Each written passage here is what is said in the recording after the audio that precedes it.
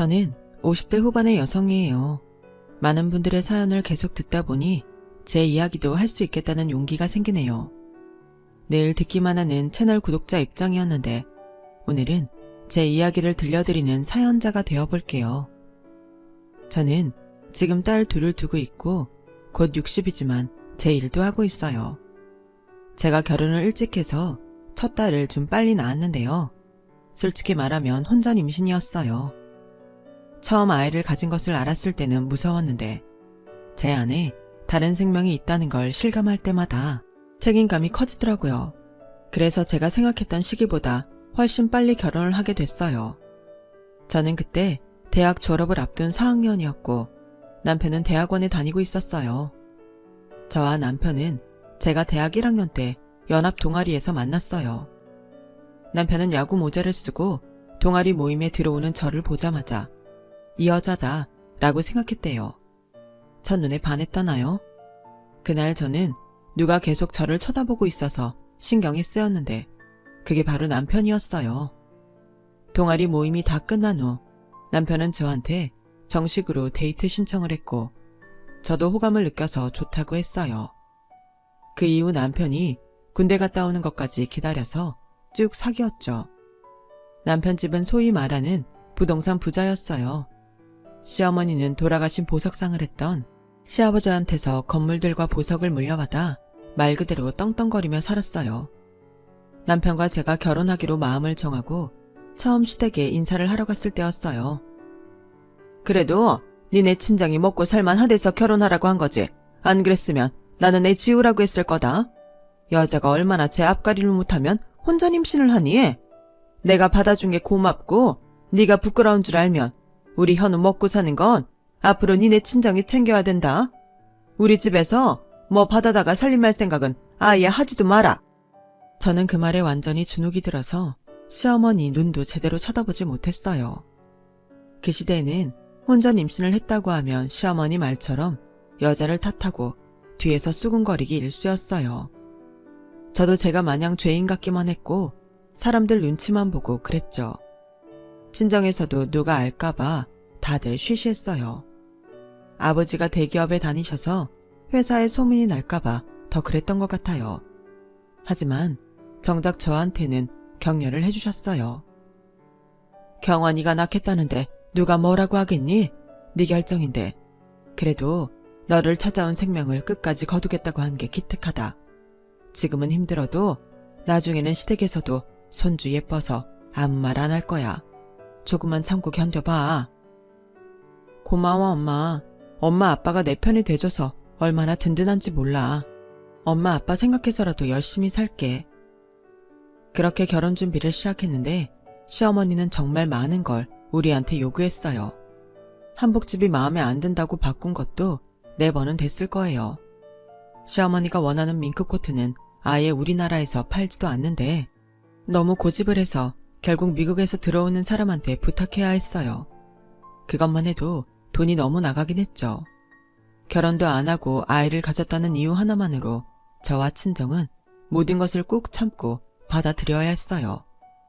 결혼식 당일날도 저는 몸도 아프고 입덧도 완전히 끝나지 않아서 물도 제대로 못 넘겨 엄청 힘이 들었어요.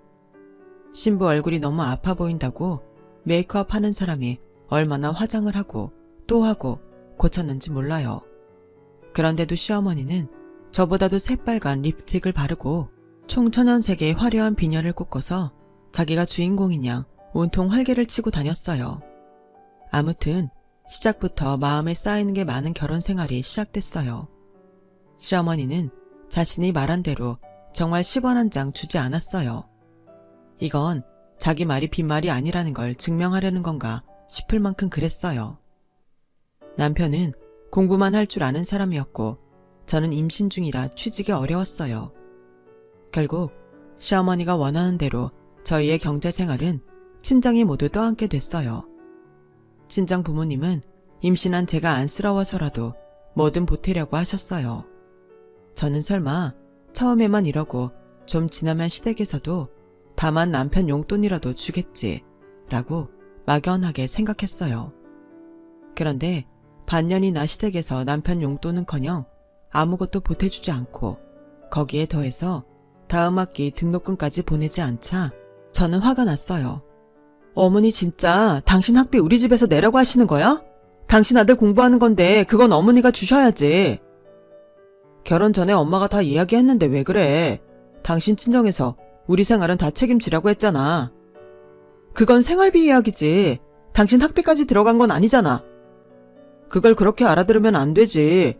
내 공부는 우리 생활 아닌가? 아니, 얘기가 왜 그렇게 돼?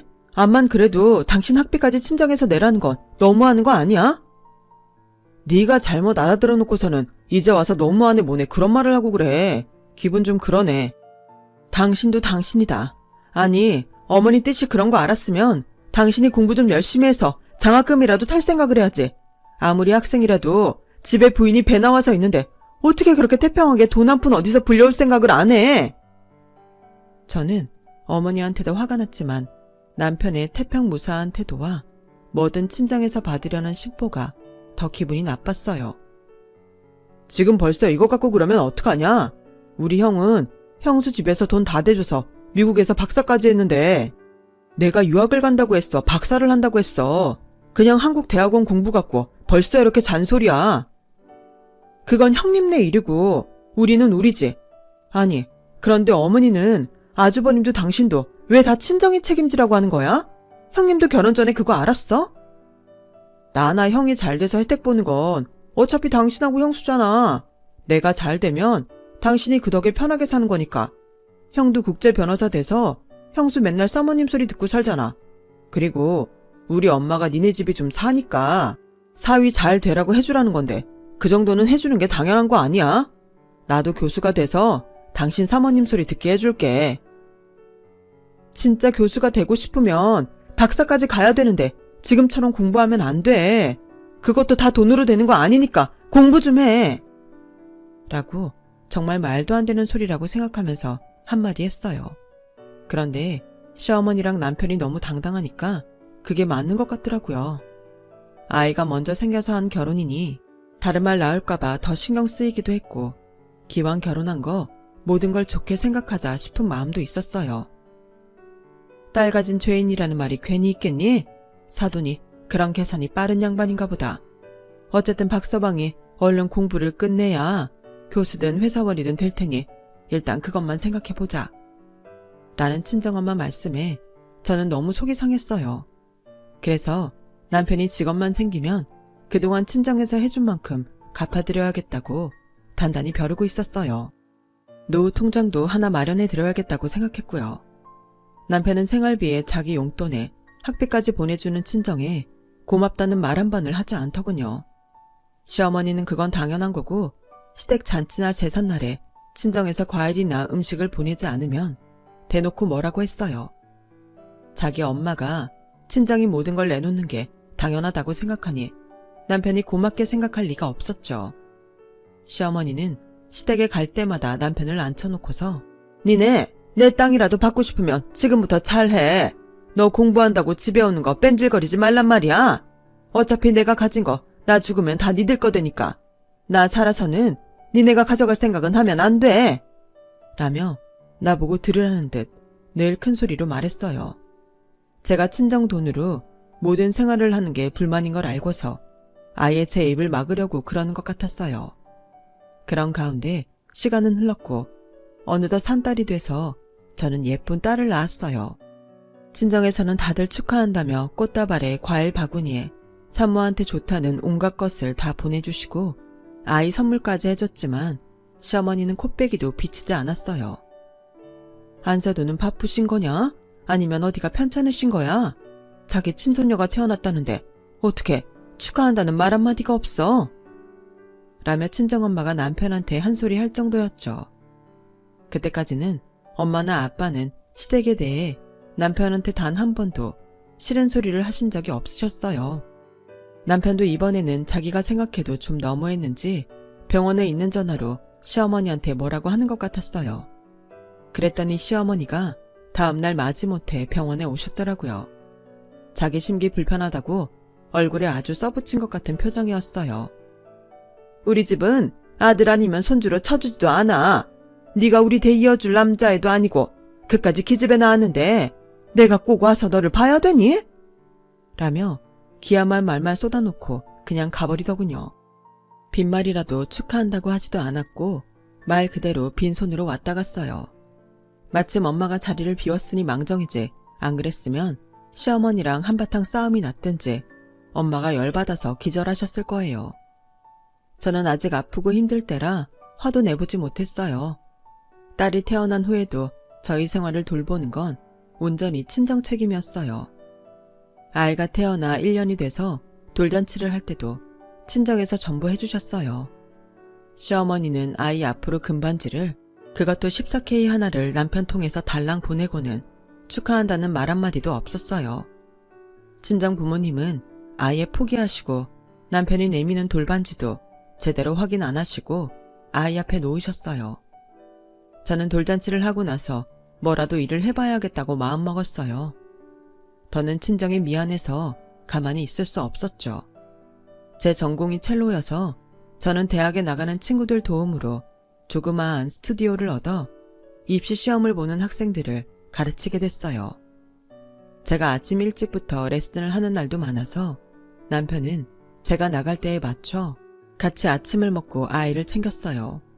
남편도 학교에서 수업이 있는 날에는 친정엄마가 오셔서 아이를 돌봐주셨고 그렇지 않은 때에는 남편이 아이를 보다가 제가 집에 오면 남편이 도서관에 가서 공부를 했어요. 그렇게 나름 생활이 돌아가고 있었는데 어느 날 아침 대바람부터 시어머니가 전화를 해서 당장 오라고 하는 거였어요. 아무리 생각해도 시댁에 행사나 잔치도 없고 제사도 없는데 무슨 일인가 싶어서 궁금하더라고요.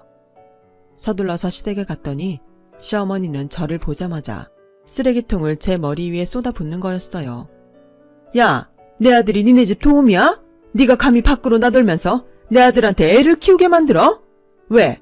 니네 친정에서 이제 돈 못 주겠다고 그러디? 어머니, 그런 거 아니에요. 친정에서 돈 주시는데 제가 받기만 하는 게 죄송해서 일을 시작한 거예요. 그리고 세영이 제 자식인 것만은 아니잖아요. 그 사람 세영이 아빠예요. 아빠가 자식 돌보는데 왜 그런 말씀을 하세요? 저는 어떻게든 시어머니를 설득하려고 애를 썼어요. 나는 일한답시고 지 남편한테 밥 챙겨 먹게 하고 애 보게 만드는 거 딱 칠색이다. 내가 결혼 전에 말했지? 니네 친정 먹고 살만 하니까 결혼 허락하는 거라고. 여자가 뭐 좀 해보겠다고 나대면 남편 꼴 우스워지고 집안 기강 흐트러지는 거 한순간이야. 돈이 없으면 콩나물 사다가 밥 비벼 먹어. 그게 싫으면 친정에 돈 달라고 하고 앞으로 절대 나돌지 마. 나한테서 재산 개미 눈물만큼이라도 얻고 싶으면 시키는 대로 해. 저는 너무 충격을 받아서 몸에 붙은 쓰레기를 대충 털어내고 얼이 빠져서 집으로 돌아왔어요. 딸아이는 혼자 방에서 목이 터져라 울고 남편은 집에 없더라고요. 아이를 안아서 달래고 있었더니 남편이 비닐봉투에 맥주를 잔뜩 싸가지고 들어오더라고요. 당신은 어딜 갔다 있제 와. 애는 울었었는데 장모님도 전화 안 받고. 아주 미치는 줄 알았네. 걔는 왜 뻑하면 우는지 모르겠다. 아, 스트레스 받아. 나 지금부터 축구 볼 거야. 말 걸지 마. 저는 태평하게 TV를 켜는 남편을 거실에 놔두고 아이와 방에 들어가서 펑펑 울었어요. 너무 서럽고 당황스럽고 수치스러웠어요. 내가 왜 빨리 아이를 가져서 이런 수모를 당하나 그런 마음도 있었죠. 미안하다 세영아. 세영이 탓이 아닌데 엄마가 너무 속상하니까 별 생각을 다 하네. 저는 그렇게 혼잣말을 하며 아이를 다시 재웠어요. 결국 저는 첼로 스튜디오를 다른 사람한테 넘기고 다시 집에서 아이만 키우게 됐어요. 엄마는 제 사정을 눈치채시고 스튜디오 잘 관뒀다고 먼저 말을 꺼내셨어요. 아직 엄마 아빠 능력 있잖아. 걱정하지 말고 아이 좀 클 때까지는 그냥 우리한테 맡겨. 아빠도 뭐라고 안 하실 테니까 걱정하지 마. 엄마, 진짜 너무 미안해. 그 사람 공부만 끝내면 다시 레슨 시작할게. 하지만 그 말이 지켜지기까지는 4년 반이 더 걸렸어요. 남편은 그제야 박사학위를 받고 그 해부터 대학 강의를 나가면서 연구소에서 일하게 됐어요. 이제야 저는 친정의 자식 노릇을 하게 됐다고 기뻐했어요. 축하 안 해 박서방. 그동안 공부한다고 고생하더니 이렇게 좋은 날이 오네. 감사합니다, 장모님, 장인어른. 이렇게 좋은 데서 식사 자리 마련해 주셔서 감사합니다. 라며 남편도 저희 부모님한테 고맙다는 말을 했어요. 빈말일지 몰라도 그게 어찌나 좋던지 모르겠더라고요. 사실 친정아버지는 퇴직을 고민하고 계시던 시기였는데 좋은 날 그런 말 안 하신다고 두 분 다 내색도 안 하셨어요. 그리고 다음날 시댁에 갔더니 자리에 앉기도 전에 시어머니가 니네 친정은 좀 너무한다. 현우 취직했는데 입 싹 씻는 거니? 앞으로 사위덕은 다 볼 거면서? 그게 무슨 말씀이세요? 어제 호텔에서 같이 식사도 했고 이 사람 비싼 양복도 맞춰주셨는데요. 우리 현우가 어디서 밥도 못 얻어먹고 다녀서 밥을 사주니? 입을 옷이 없을까봐 그래. 출근할 때 부끄럽지는 않을 외제차하고 그럴듯한 시계는 해줘야 되는 거 아니니? 어머니, 그동안 친정에서 저희 때문에 쓴 돈이 얼만데 그러세요. 어머니 말씀대로면 이 사람 지금도 외제차 타고 시계도 좋은 게 몇 개인데요. 현우가 니네 애비처럼 일반 직장에 다니는 것도 아니고 공학연구소야. 자그마치 공학연구소. 학교에서 애들도 가르치고 그리고 나한테 물려받을 재산이 얼만데 그걸 아까워해. 앞으로 니네가 받을 게 더 많은데 그걸 썼다고 생색내는 거냐? 네 윗동선에는 아무 소리 안 하고 모자라다고 하면 모자란 거 채우는데 너는 내가 무슨 말끝마다 그렇게 시끄러운지 모르겠다. 저는 딸을 안은 손이 부들부들 떨릴 정도로 화가 났어요. 남편은 저랑 어머니의 대화가 안 들리는 건지 못 들은 척 하는 건지 앉아서 TV만 보며 과자를 먹더라고요. 정말이지 그 과자 봉투를 머리에 확 뒤집어 씌우고 싶은 심정이었어요. 남편이 취직을 해도 이러면 평생 친정돈으로 먹고 살라는 건가? 답답하고 힘들어졌어요. 친정 부모님은 외제차는 못 뽑아줘도 국산차는 좋은 걸로 뽑아준다며 그 사람 출근 전날 차를 보냈더라고요. 아버지는 그 다음날 퇴직을 하기로 결정하셨어요. 그런데 남편이 출근을 시작하고 한 달이 되도록 친정 부모님이 사준 차를 안 타더라고요. 처음에는 아끼는 건가 싶었는데 차에 덮개도 제대로 안 씌우고 누가 긁고 지나가도 신경을 안 쓰는 걸 보고 뭔가 이상하다 싶었어요. 당신 왜 우리 아버지가 사준 차 안 타? 나 국산차 많이 안 몰아봐서 낯설어. 그리고 괜히 주변에서 날 어떻게 볼지 신경 쓰이고 그러네. 그래서 좀 낡았어도 전에 타던 외제차 타는 게 나을 것 같아서 모양 빠지는 거 별로잖아. 아무리 그래도 당신 생각해서 사주신 건데 관리라도 잘해. 그리고 연구소 다니는 사람들이 뭘 그렇게 차에 신경 쓴다고 그래? 아무튼 내가 불편하다니까. 지네 부모가 사준 거 안 쓴다고 되게 뭐라 그러네. 어디서 색깔도 촌스러운 거 뽑아갖고 와서 사람 짜증나게. 뭐가 어째? 지금 그게 장인 장모한테 할 소리야? 사실이잖아. 내가 틀린 말 한 것도 아닌데 그렇게 신경 쓰이면 당신이 관리해. 집에서 하는 것도 없으면서. 그 바람에 남편하고 대판 싸웠어요. 제가 집에서 하는 게 없다뇨. 지금까지 자기 뒷바라지 다 하고 힘들지 않게 하려고 자기 핏줄 키우는 것도 눈치 보면서 했는데 말이죠. 내가 이 집에 얹혀 사니? 우리 친정돈 가지고 지금까지 먹고 살았으면서 어떻게 그렇게 뻔뻔할 수가 있어. 나 당신 입에서 먼저 장인 장모 용돈 드리자는 말 나오기 기다렸어. 그런데 여태까지 그런 말도 한마디 없고 적반하장으로 차가 촌스러워서 못 타? 진짜 웃기고 있네. 와, 진짜 남 안 하는 내조라도 했나? 더럽게 유세 떠네. 형수님이 진짜 교양도 있고 진국이었네. 내가 아주 똥 밟았어. 라더니 그 길로 집을 나가버리더라고요. 전화도 안 받고 다음날 퇴근 후에도 집에 오지도 않았고요.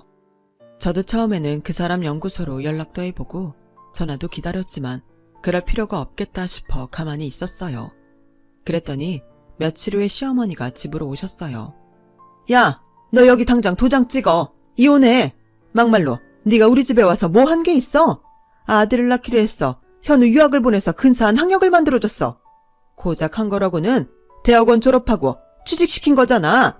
네가 빨리 부려먹으려고. 그리고 니네 애비 엊그제 퇴직했다며?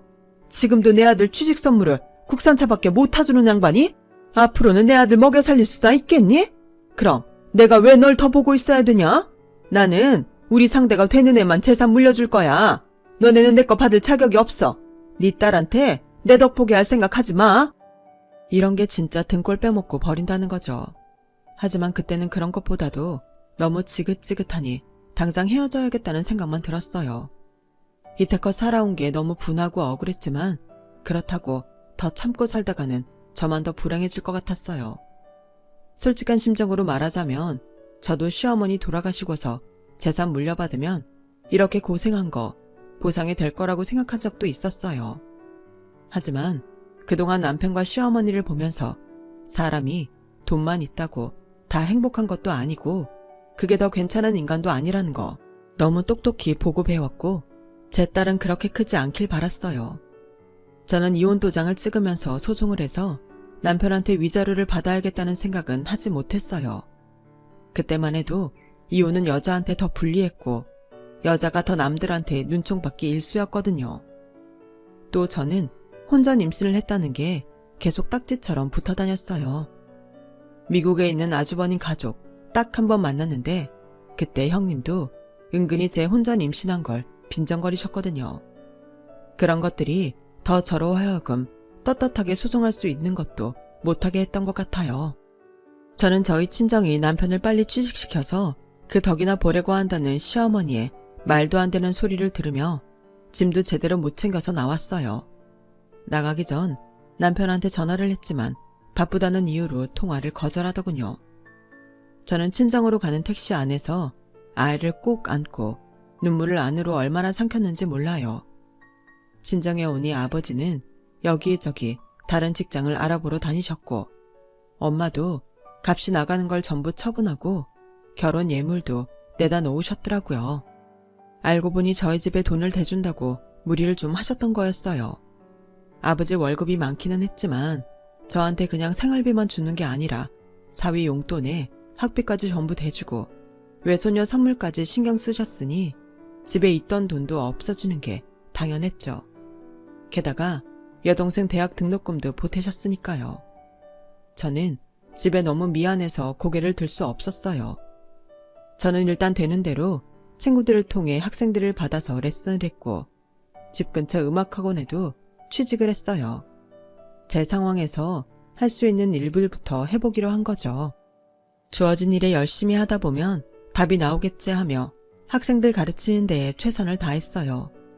그러다 보니 제가 가르친 학생들이 예중예고에 거의 다 붙었고 학원에서도 제가 잘 가르치고 학생들한테도 잘한다며 원장 선생님이 많이 좋아했어요. 보너스도 많이 받았고요. 결혼하고 6년 가까이 친정 부모님 돈으로만 살다가 제 힘으로 벌어서 집에 보태니까 당당하고 뿌듯했어요. 엄마, 그래도 내가 입소문이 나서 학생들 개인 레슨이 많이 생겼어. 다음 달부터는 좀 더 많이 보탤 수 있을 것 같아. 우리 같이 조금만 힘내자, 엄마. 이런 말하는 게 너무 염치 없긴 한데 내가 이렇게 쫓겨나면 안 되는 거였는데 그동안 엄마 아빠가 쓴 거 어떻게든 돌려받고 그 집에서 나오든지 했어야 됐어. 그런 말 하지 마. 우리는 그 돈 돌려받을 생각으로 니들 준 거 아니야. 어쨌든 그것 때문에 너하고 세영이가 그동안은 편히 살 수 있었잖아. 네 말대로 우리 조금만 힘내보자. 또 좋은 날이 오겠지. 그동안 우리 세영이는 힘든 거 모르게 잘 키우자. 엄마의 말씀은 제게 너무 큰 위로와 격려가 됐어요. 3년 정도 시간이 흐르고 저는 그동안 모은 돈으로 음악학원을 인수했고 아버지는 전 회사에서 이사를 하시던 분이 차린 기업에 고문이사로 들어가시게 됐어요. 그러면서 저희 집은 다시 안정을 찾았고 딸아이도 갈수록 예쁘게 컸어요. 얼마 후 저는 아버지 회사 거래처인 외국의 기업 사람을 만나게 됐어요. 건너 아버지한테 선자리가 들어왔고 엄마가 만나보길 원하셨거든요. 경원이가 결혼이라면 학을 뗀 거 잘 알지만 그래도 좋은 사람이면 혼자서 아이 키우는 것보다는 나을 것 같아서 부모님이 걱정하시는 것도 잘 알고 있었기 때문에 저는 알겠다고 했어요. 선자리에 나가서 남자를 만나보니 생각보다 더 수수하고 괜찮은 사람이었어요. 그 사람도 한번 이혼을 했다고 하더군요. 비슷한 처지이다 보니 공감대 형성이 잘 됐고 부모님한테 말하기 어려운 것도 편하게 털어놓을 수 있었어요. 그 사람도 저랑 똑같다고 하더라고요. 부모님은 그래도 이혼을 모르고 사셔서 다 이해는 못하시는 것 같아요. 경아 씨하고 이야기하고 나면 속도 후련하고 이해받는 기분이 들어서 좋아요. 저희는 자연스럽게 사귀게 됐고 그 사람은 결혼을 하자고 했어요. 저희 부모님은 사돈되기 원하는 거 없는 분들이세요. 오히려 주셨으면 주셨지. 그럴 분들 아니니까 걱정 마세요. 제가 전시댁 이야기를 한 적이 있기 때문에 남자는 저를 안심시켰어요. 하긴 남자 집도 여자 쪽에서 하도 돈해서 헤어졌다는 이야기를 들었어요. 어쩌면 비슷한 처지의 두 집이 이렇게 연이 되려고 만났나 보다. 그런 생각도 들었죠. 저희는 결혼을 약속하게 됐고 친정 부모님도 좋아하셨어요. 하지만 초등학생인 딸이 이 상황을 받아들일지 걱정이 됐어요. 엄마, 나는 새아빠가 생겨서 좋아. 그 아저씨 아빠보다 친절하더라. 엄마도 되게 좋아하는 것 같아. 나는 엄마 결혼 찬성이야. 고마워, 세영아. 엄마가 너한테 더 잘할게. 나 어릴 때였지만 할머니가 엄마한테 못되게 군 거 다 알아. 라는데 저도 모르게 눈물이 줄줄 흘렀어요. 제가 거기 살면서 어린 딸에게 얼마나 많은 상처를 준 건지 그동안 잘 몰랐거든요. 딸도 어린 나이에 할머니만 오면 눈치 보고 아빠랑 둘만 있을 때에는 발소리도 못 내고 있었다는 걸 알고 아이한테 너무 미안해서 밤새 딸을 안고 자며 눈물을 흘렸어요. 그렇게 양가 모두의 축복 속에 재혼을 하고 저는 다음 해에 딸을 낳았어요. 아버지는 회사에서 계속 이사로 자리를 지키셨고 남편도 계속 승진을 해서 독일 본사로 옮길 수도 있다는 말을 들었어요. 중학생이 된 딸은 아빠처럼 된다며 영어와 독어 공부를 열심히 했죠. 둘째 딸은 저를 닮아서 음악에 소질이 있었고요. 아이들을 위해 해외로 나가는 게 좋을지 고민하고 있는데 저한테 큰 음악학원을 인수하지 않겠냐는 제안이 들어왔어요. 김 원장님, 학원 운영 능력이 보통이 아니신데 같이 해봤으면 해요. 제가 혼자서 할 자신은 없고 딱 원장님 같은 분이 계시면 좋을 것 같아요. 라며 그 학원을 받은 원장이 이야기하더라고요. 저는 그동안 많은 아이들을 레슨해서 예고에 보낸 경험이 있기 때문에 좀 해보고 싶은 욕심도 있긴 했어요. 저는 이 일을 남편한테 상의했어요. 그럼 일단 시작해봐. 독일에 들어가는 건 나중에 해도 돼. 근데 당신도 그거 기회가 항상 오는 게 아닌데 괜찮겠어? 실은 세희가 자기 지금 독일 가면 친구랑 헤어진다고 싫대. 그것도 그렇고 당신도 해보고 싶은 일이 있다니까 좀 미루면 어떤가 싶어. 나보다 선배도 있어서 내가 안 될 수도 있어. 저와 남편은 그럼 먼저 2년 정도 해보자고 하고 그 원장한테 같이 해보자고 연락했어요. 남편은 저희가 같이 할 사업 계획서와 계약서를 꼼꼼히 봐줬고 서로에게 불공평한 게 없는지도 살펴보더라고요. 그렇게 해서 저희는 서로 불만이 없이 계약서를 작성했고 학원을 인수하기 위해서 계약서를 쓰러 부동산으로 갔어요. 학원 원장은 상가짜리 주인은 따로 있다며 자기도 그만두지만 그 주인도 자리를 파는 거라 그 사람하고 계약을 해야 한다더군요. 저희가 상가짜리 주인을 기다리는데 30분이 넘어도 오지를 않더라고요. 저희가 다른 날 올까요? 일정도 있는데 너무 기다리는데요. 라고 제가 말하자 중개사는 당황해서 연락을 했어요. 그때 마침 웬 할머니가 불이 나게 부동산 안으로 들어왔어요. 차가 너무 막혀서 생각보다 늦었어요. 라는 목소리에 저는 완전히 얼어버릴 뻔했어요. 진짜 꿈에도 다시 만나기 싫었던 시어머니였거든요. 시어머니는 처음에는 저를 몰라보다가 나중에 알아보고는 입을 다물지를 못하더라고요. 네가 여기 어떻게 왔어? 왜 여기 있는 거야? 이분들이 그 상가 계약할 분들이에요. 라고 중개사가 말하자 시어머니는 눈이 동그래져서 아무 말도 못하더라고요. 원장님, 이 자리 다시 생각해보죠. 저는 안 하겠습니다. 선생님, 갑자기 왜요? 저분하고 혹시 아는 사이세요? 그런 건 말도 하고 싶지 않고요. 다른 학원 봐두신 데 있으면 하고 아니면 정말 죄송하지만 없던 일로 하죠. 저 여기는 못합니다. 아이, 갑자기 왜 그러실까? 여기 사장님이 늦으셔서 화나셨나? 라며 중개사가 저를 붙잡으려고 했지만 저는 다 뿌리치고 나와버렸어요. 물론 그 상가를 사고팔고 하면 끝나는 거고 다시 시어머니와 볼 일도 없겠지만 그래도 엮이는 게 너무 싫었거든요. 그런데 얼마 후 시어머니한테서 전화가 왔어요. 세영이 얼마나 컸는지 궁금하구나. 세영이랑 좀 만나야겠다. 갑자기 왜 이제 와서 그러시는데요? 어머니가 세영이 딸이라고 어떻게 하셨는데요? 그때야 그때고 지금은 세월이 지나니 궁금해지는구나. 내 핏줄인데 안 보고 싶을 리가 있니? 그렇게 말하니 저도 할 말이 없더라고요. 저는 딸한테 친할머니가 보고 싶어 한다는 말을 했어요. 그래? 갑자기? 그럼 만나보지 뭐. 라고 대수롭지 않게 말하는데 저는 걱정이 돼서 잠을 설쳤어요. 그래도 나한테 못된 말을 한 것처럼 딸한테는 안 그러겠지 했지만 시어머니가 딸이라고 무시했던 걸 생각하면 겁이 났거든요. 저는 딸이 상처받지 않기를 바랐기 때문에 결국 만나지 말라고 말렸어요. 만약에 내가 지금 안 만나면 계속 또 만나자고 할지도 모르잖아. 내가 만나보고 계속 봐도 좋은지 어쩐지 결정할게. 라는데 어찌나 어른스러운지 제가 그동안 딸을 너무 어린 애로만 생각하고 있었나 싶더라고요. 그래도 걱정이 되는 건 어쩔 수 없어서 저는 몰래 따라가서 두 사람이 말하는 소리가 들릴 구석에 앉았어요. 시어머니는 딸을 보더니 반갑게 웃으며 손을 잡더라고요. 그리고는 딸이 먹겠다는 음료수와 빵을 시켜주더니 이렇게 말하는 거였어요. 너 태어났을 때부터 학교 들어가기 전까지 살던 데가 할머니가 마련해준 집이야. 그러니까 할머니 덕에 네가 먹고 살았다고.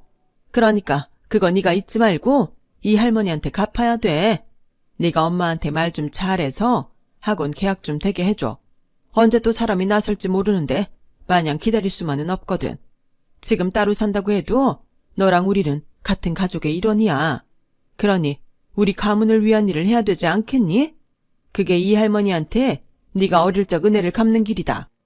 아니 무슨 저런 말도 안 되는 이야기를 하는지 화가 치밀었어요.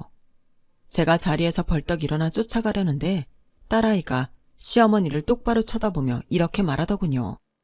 학생은 공부 잘하면 그게 어른한테 은혜를 갚는 거라고 생각해요. 저 지금 공부 잘하고 있어요. 저희 반 1등이에요.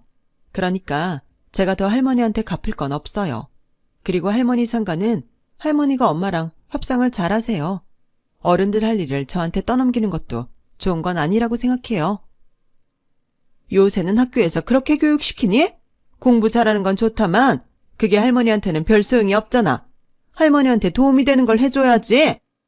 라는데 갑자기 어디서 남편 목소리가 들렸어요. 그건 아닌 것 같습니다, 어르신. 저는 너무 놀라서 남편 옆으로 다가갔어요. 시어머니는 저와 남편을 보더니 표정이 험악해졌죠. 이게 무슨 일이야? 오늘 세영이 너만 나오는 거 아니었어? 저 사람이 지금 네 아빠야? 네, 제가 세영이 아빠 맞습니다. 아이가 친할머니 만나러 간다는데 이 사람이 밤새 잠도 못 자고 계속 왔다 갔다 하고 불안해하더군요. 친할머니인데 왜 그러나 싶어서 걱정이 돼서 몰래 와봤더니 집사람이 왜 그랬는지 이해가 됩니다. 이런 할머니를 내 소중한 딸이 만날 걸 생각하면 저도 그랬을 겁니다. 뭐라고? 친핏줄이 아니라 그런가 애 교육이 안 좋은 말만 하는 것 같은데 이러니까 애가 뭘 보고 배웠겠어? 할머니가 어른다워야 아이도 존경을 하죠.